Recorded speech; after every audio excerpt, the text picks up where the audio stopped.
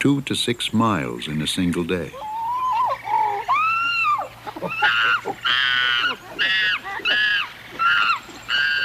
They are animals of dramatic extremes, noisy and excitable one minute, calm and gentle the next.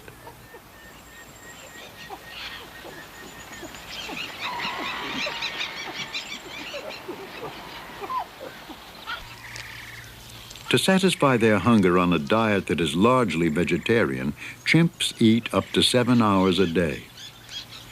Much of their diet is fruit, but they also feed on leaves, blossoms, seeds, and stems.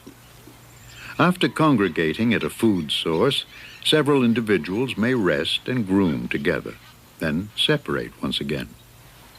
The only stable group within the community is a mother and her young. Males take no part in child rearing. Contrary to common belief, chimps do not have fleas. Mutual grooming does remove flakes of dried skin and grass seeds, but physical contact for its own sake seems to be the primary goal. Not much interested in quiet pursuits, youngsters have better things to do.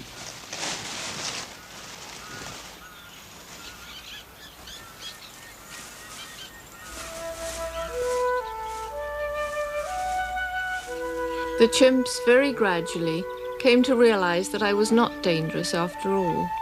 I shall never forget the day, after about 18 months, when, for the first time, a small group allowed me to approach and be near them. Finally, I had been accepted. I think it was one of the proudest and most exciting moments of my whole life.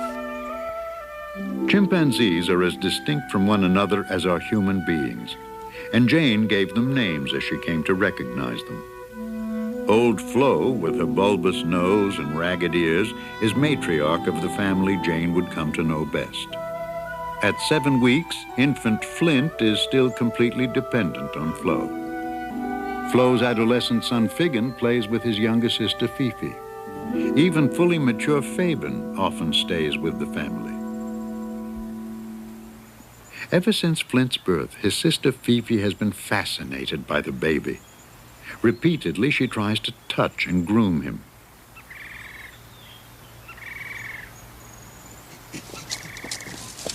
The older chimps, less interested in babies, tend to ignore Flint.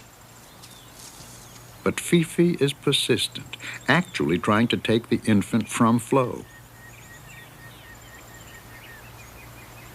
Though protective of her newborn, Flo is never rough with Fifi. When she's had enough, she simply walks off, leaving Fifi looking rather frustrated.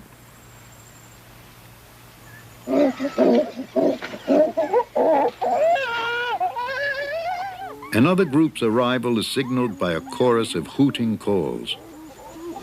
Adult males dominate chimp society and are much preoccupied with their position in the hierarchy. In an effort to better his rank, the male puts on an awesome charging display.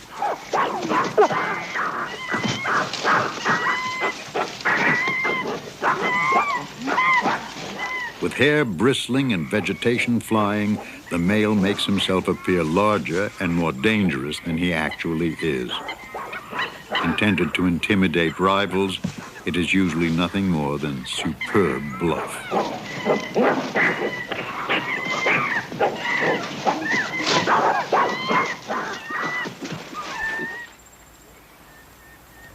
After displays of aggression, the dominant chimp often reassures those who have been frightened or hurt, and thus tension is diffused, harmony restored.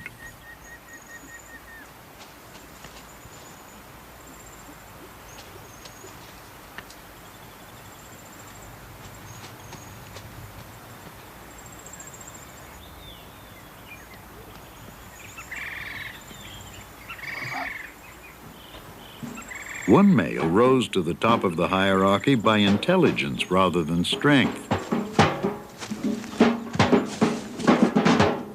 Mike discovered that rolling empty kerosene cans from Jane's camp made a horrifying noise.